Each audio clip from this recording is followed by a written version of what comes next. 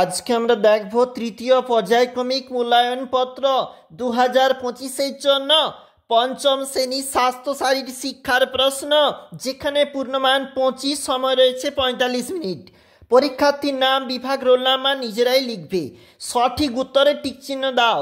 দেখো 1 গুণ 4 এবং কয়েকটি উত্তর কিন্তু এখানে অবশ্যই লিখা বা দাগ দেওয়া কিন্তু রয়েছে, অবশ্যই দেখবে।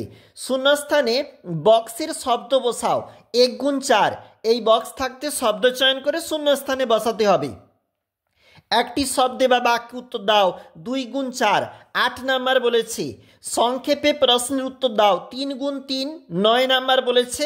এই প্রশ্নগুলির জন্য চলে যাব 2 নাম্বার পেজ। এটা হচ্ছে 2 নাম্বার পেজ। শারীরিক ও মানসিক বিকাশ কলা কর্মশিক্ষা থাকতে পূর্ণমান 25, সময় 45 মিনিট।